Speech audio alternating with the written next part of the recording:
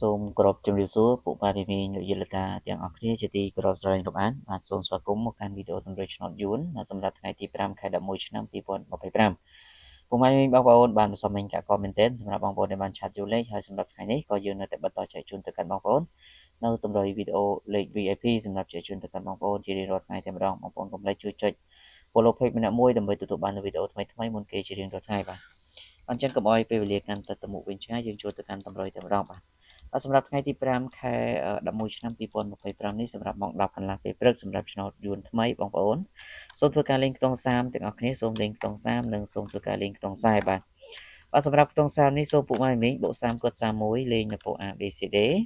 រីឯខ្ទង់40វិញគឺយើងយក48 49បាទសម្រាប់បងប្អូនយកទៅធ្វើការផ្សងសំណាងហើយសម្រាប់លោកយាយលោកតាបងប្អូនដែលចង់បាននៅលេខល្អមក1កន្លះគឺយើងមានលេខល្អចែកជូនទៅកាន់បងប្អូនគឺលេខតូច2គ្រាប់ឲ្យបងប្អូនយកទៅធ្វើការបូក2ប៉ុស្តិ៍សេវាត្រឹមតែ80000រៀលទេ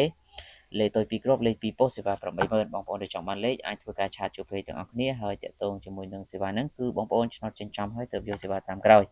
សម្រាប់ម៉ោង4កន្លះក៏ដូចគ្នាគឺយើងមានលេខតូច2គ្រាប់លេខ2ប៉ុស្តិ៍សេវា80000បាទចាំបងប្អូនដែលចង់បានលេខបងប្អូនគ្រាន់តែធ្វើការឆាតជួបពេកគឺបងប្អូននឹងទទួលបានលេខល្អៗពិសេសតែម្ដងបាទសម្រាប់ម៉ោង6កន្លះវិញសូមបងប្អូនលេងខ្ទង់0និងខ្ទង់7បាទ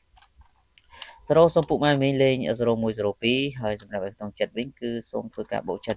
7879បូក A B C D អញ្ចឹងលីតាបងប្អូនខ្ញុំបាទក៏សូមអរគុណចំពោះបងប្អូនដែលបានចំណាយពេលវេលាតាមដានជូនពរសំណាងល្អត្រូវឆ្នោតទាំងអស់គ្នាបាទសូមគោរព